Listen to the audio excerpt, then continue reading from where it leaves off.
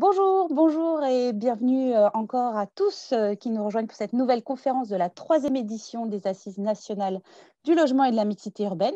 Nous allons maintenant parler de la perception des acteurs et des évolutions des prix. Quelles sont leurs attentes? Je suis ravie pour cela d'accueillir Monsieur Sébastien Blanc. Bonjour monsieur. Bonjour. Vous êtes directeur marché neuf et construire du groupe Se Loger. Nous allons Tout à enfin fait. mieux comprendre le marché neuf face à la crise. C'est à vous. Merci beaucoup. Bonjour à toutes et à tous et bienvenue à cette nouvelle conférence dédiée à l'immobilier neuf. Le groupe Se Loger vous propose donc aujourd'hui de vous livrer un ensemble d'analyses exclusives pour mieux comprendre le marché du neuf face à la crise. Donc, tout d'abord, pourquoi avoir abordé ce thème? Au sein du groupe Se Loger, nous avons fait le même constat que tout le monde, à savoir que nous faisons face à une situation de tension sur l'offre de logements neufs depuis plusieurs années déjà et qui s'est particulièrement renforcée en 2020. Voilà, comme vous pouvez le voir sur cette slide, sur la partie gauche, il y a eu moins 14,7% de permis de construire délivrés en 2020 par rapport à 2019. Et les mises en chantier ont également fortement diminué, puisqu'on a une réduction de 6,9% des mises en chantier dans le neuf au cours de cette année par rapport à 2019.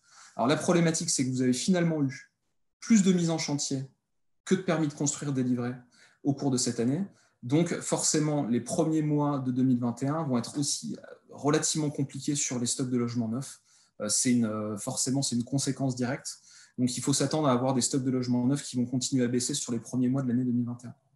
Mais en parallèle, la demande de logements neufs sur nos sites, elle, a explosé en 2020. Donc, sur la partie droite de la slide, ce que vous voyez, c'est l'évolution des visites mensuelles en 2020 par rapport à 2019 sur nos sites et applications dédiés aux neufs, qui sont Se Loger Neuf et Logitimo Neuf. Donc, comme vous pouvez le voir, sur quasiment tous les mois de l'année, on a eu une forte progression, donc des gens qui continuent à vraiment faire de la demande dans le neuf, sauf sur les mois de mars et les mois d'avril. Forcément, c'était les mois du premier confinement où il y a eu une dégradation, mais il y a eu une forte explosion, notamment juin-juillet. Vous voyez, on a même fait plus 70 et plus 51% de visites sur ces différents sites. Donc, en fait, ce côté asynchrone existant entre l'offre et la demande nous a naturellement amené à chercher si tout ça avait eu un impact direct sur la perception des futurs acquéreurs dans le neuf, sur leurs critères de recherche et, in fine, sur les prix du neuf. Donc, pour ce faire, nous avons mené de front 3 différentes études. La première est l'Observatoire du moral immobilier, qui est un sondage qui a été réalisé auprès de plus de 5000 personnes en recherche active d'un bien sur nos sites, sachant que plus d'un tiers de ces personnes sont en fait ce qu'on appelle des acheteurs neufs ou indécis, donc c'est des gens qui hésitent encore entre du neuf ou de l'ancien.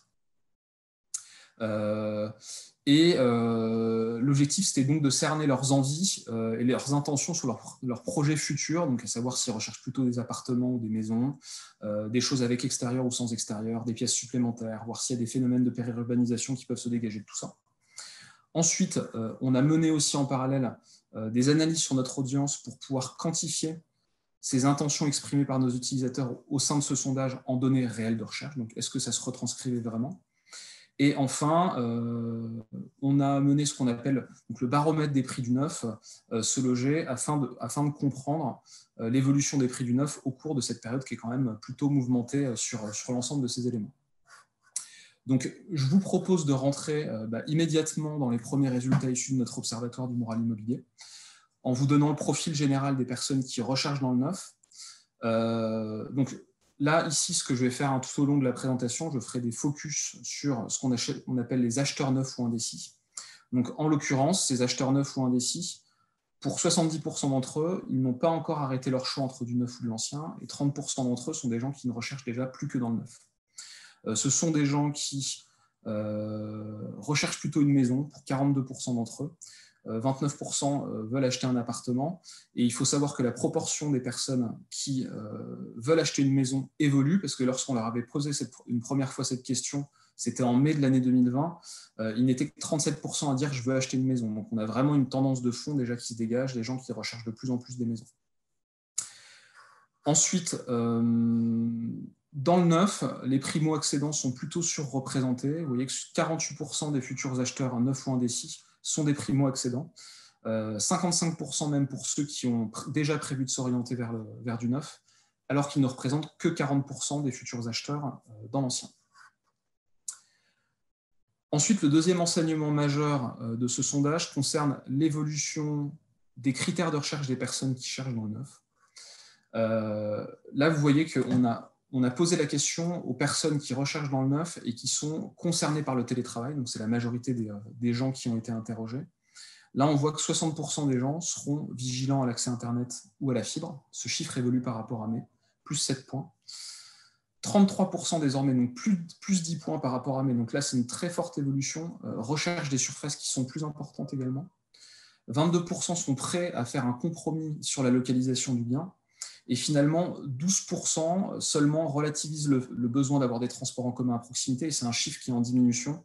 On pense que les gens sont finalement, après avoir idéalisé les choses, confrontés à la réalité en disant mais il me faut forcément des transports en commun à proximité du lieu dans lequel je veux habiter dans le futur. Autre point très important, c'est la présence d'un extérieur qui est devenu un nouveau critère essentiel. Pour 62% des personnes interrogées, avant le premier confinement, donc avant le mois de mars de l'année 2020, c'était déjà en fait un critère qui était important. Mais ce qui est assez surprenant, c'est que désormais, pour 23% d'entre eux, c'est devenu un critère essentiel, c'est-à-dire je n'achèterai pas ce bien s'il ne possède pas d'extérieur, jardin, terrasse, balcon, etc. Et ce chiffre est encore plus vrai pour les gens qui recherchent uniquement dans le neuf, donc ce 23%, c'était acheteur neuf ou indécis. Mais pour 31% des gens qui recherchent dans le neuf uniquement, ils ne veulent pas acheter un bien qui ne possède pas d'extérieur. Donc voilà, et alors, comme je vous le disais en préambule, nous avons cherché à comprendre si les intentions exprimées dans ce sondage se retranscrivaient dans les critères de recherche des internautes sur nos sites et applications. Et la réponse est effectivement oui, dans les recherches de maisons, de biens avec extérieur et de grandes surfaces. Donc là, le premier résultat que je vous montre ici sur cette slide, c'est on a regardé le pourcentage de recherche de maisons par rapport à d'autres biens sur Se Loger et Logikimo. Avant la crise, donc là on a pris une période de 10 mois qui était avant le premier confinement, et pendant la crise, qui est la période de 10 mois qui s'est écoulée depuis la mi-mars 2020. Avant la crise, 50% des gens recherchaient des maisons sur Logikimo, ils sont désormais 57% à le faire. Avant la crise, 49% des gens recherchaient des maisons sur Se Loger, ils sont désormais 54% à le faire. Donc on voit qu'il y a une vraie retranscription de ces intentions dans les critères effectivement de recherche sur nos sites. Même constat sur la partie concernant les extérieurs, puisque avant la crise, voilà, les gens qui recherchaient des jardins et des terrasses sur Logikimo, ce chiffre a progressé de 24% pendant la crise sur les jardins et 41% en ce qui concerne les terrasses sur la partie Logikimo. Sur Se Loger, idem, ce chiffre, alors un petit peu moins progressé, mais plus 10% de recherche pendant la crise par rapport à avant la crise de critères de recherche jardin et plus 36% pour les gens qui recherchent effectivement des terrasses. Donc on a une forte évolution aussi sur les extérieurs. Donc on voit bien que c'est devenu effectivement un critère essentiel dans leur recherche. Ensuite, en ce qui concerne les demandes concernant les grandes surfaces, idem, ce qui est exprimé dans les sondages utilisateurs se retrouve bien dans ces critères de recherche, puisque les gens qui recherchent des surfaces supérieures à 25 mètres carrés, 50 mètres carrés et 75 mètres carrés, c'est sur Se Loger. Ces recherches-là ont baissé de 9%, 3% et 12% entre avant la crise et pendant la crise. Alors que dans le même temps, les gens qui recherchent des surfaces de plus de 100 mètres carrés ou de plus de 150 mètres carrés ont respectivement progressé de 7 et de 12%. Donc, une confirmation aussi du fait que les gens recherchent des biens avec des surfaces plus importantes, avec des pièces supplémentaires. Voilà, donc ensuite, on a cherché à estimer le niveau de confiance des personnes en recherche dans le neuf quant à la réalisation future de leur projet. Donc, on voit ici que les acheteurs neufs ou indécis demeurent confiants dans la réalisation de leur projet, mais que cette confiance se dégrade un peu depuis le mois de septembre 2020. 37% des acheteurs neufs ou indécis pensent toujours que c'est le bon moment pour acheter. 50% ont même tendance à dire que l'immobilier est une valeur sûre de placement. Par contre, attention avec l'interprétation de ces chiffres, puisqu'on voit que le niveau de confiance sur le fait que les acheteurs neufs ou indécis considèrent que c'est le bon moment pour acheter, il a baissé quand même de 4 points depuis septembre 2020. Ils étaient 41% en septembre à considérer que c'était le bon moment pour acheter dans le neuf. Et le fait qu'il soit désormais 50% à considérer que c'est une valeur sûre de placement en immobilier ne sont plus que 57% à considérer, enfin, ils étaient 57% pardon, à considérer ça en septembre 2020, ils ne sont plus que 50% à considérer ça. Donc, la question qui se pose, c'est pourquoi ce niveau de confiance se dégrade. Il y a finalement deux raisons, deux critères principaux qui sont des effets sur la hausse des prix, mais également en fait, une crainte sur une hausse future des taux d'intérêt. 38% des acheteurs neufs ou indécis sont nombreux à penser que les prix vont augmenter dans les 6 prochains mois. Alors que quand on pose la question aux gens qui veulent acheter dans l'ancien, ils sont à contrario 41% à penser que ces prix vont diminuer.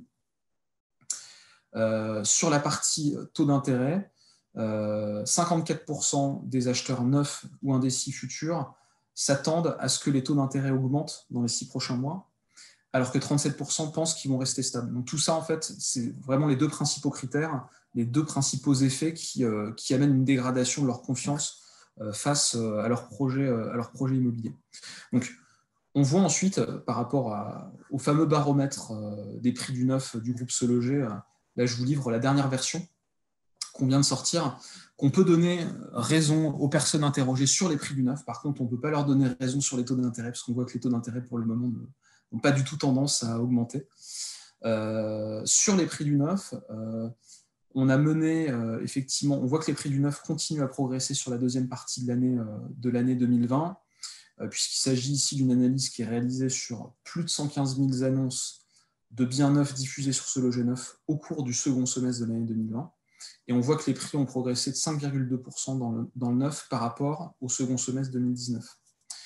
Ce sont des prix qui ont évolué. Alors, la dernière fois qu'on avait livré ces chiffres-là, les prix évoluaient plus rapidement dans le neuf que dans l'ancien. Ben là, c'est l'inverse. Finalement, les prix dans l'ancien ont progressé plus rapidement au cours de cette même période, plus 7,2%.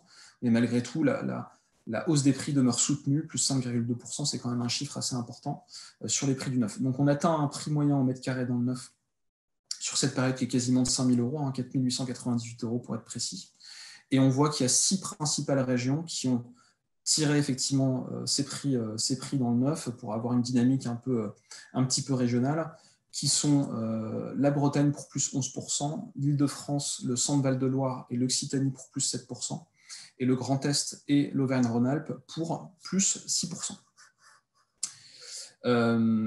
Ensuite, une autre question que nous sommes posées après avoir analysé ces tendances sur l'évolution des critères de recherche dans le neuf et sur les prix, c'est est-ce que ces futures recherches dans le neuf, est-ce que tout ça pouvait amener des mouvements de population?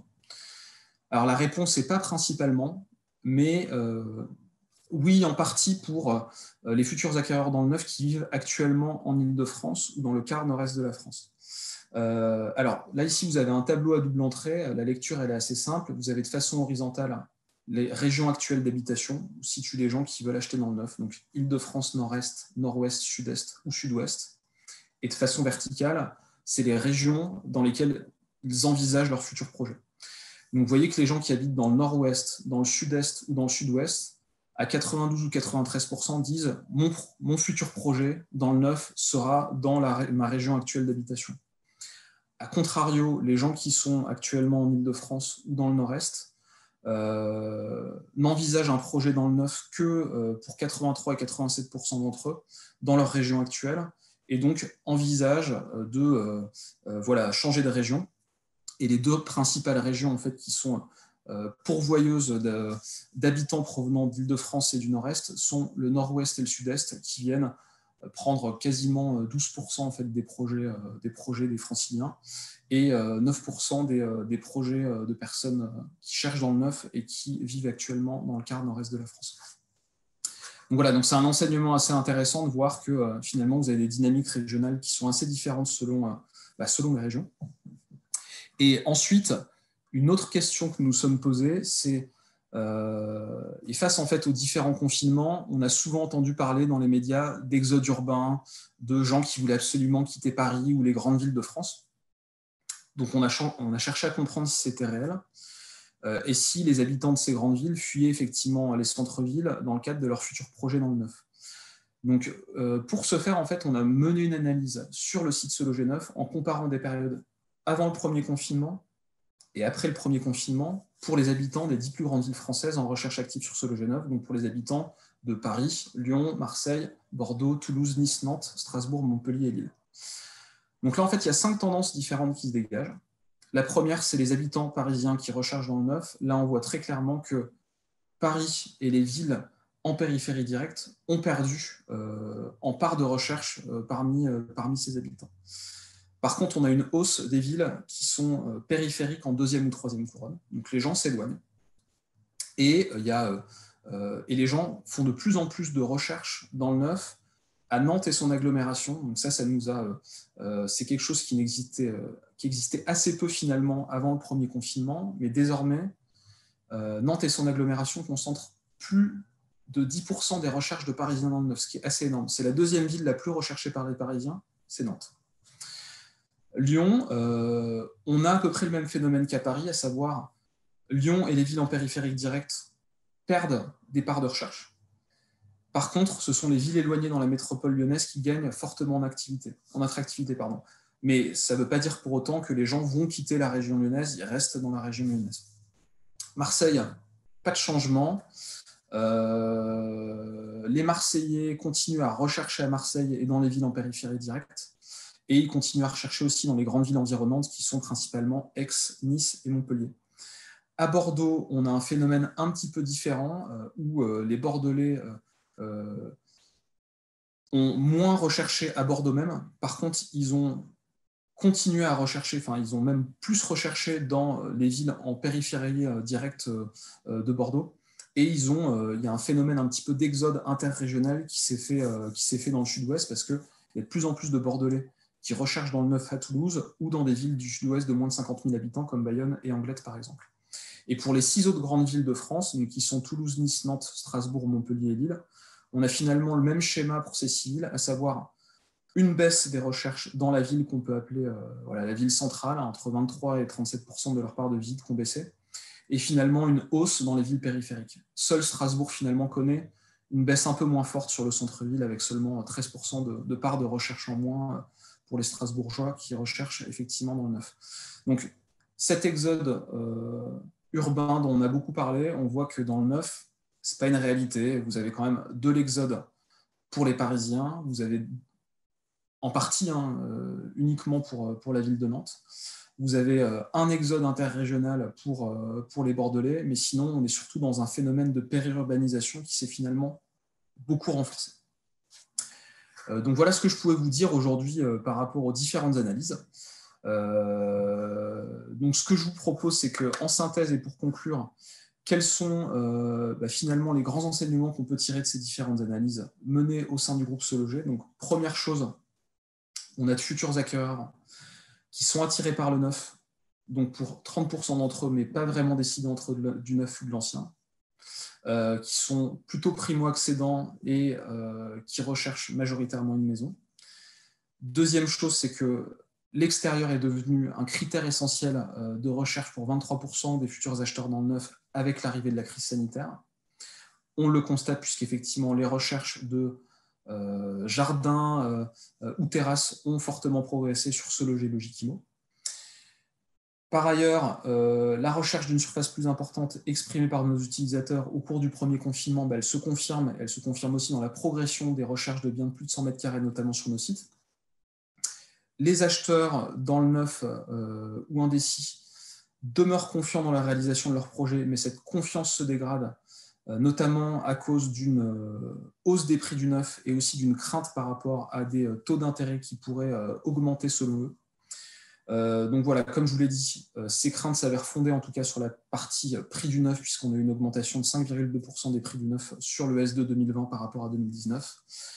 Et enfin, des projets dans le neuf des habitants franciliens du quart nord-est de la France qui se tournent davantage vers le nord-ouest et le sud-ouest. Mais toutefois, on ne peut pas parler d'un véritable exode urbain dans le neuf, mais plutôt d'un phénomène renforcé de périurbanisation dans les 10 principales villes de France. Merci beaucoup, merci Monsieur Blanc, c'était très clair, donc plein de données très intéressantes. Merci pour toute cette Merci. synthèse, Avec plaisir. merci pour ces éclairages. Les assises nationales du logement sont 100% numériques cette année, n'oubliez pas. Donc rendez-vous sur la page programme pour voir la suite des conférences en live ou en replay. Merci encore Monsieur Blanc pour cette analyse.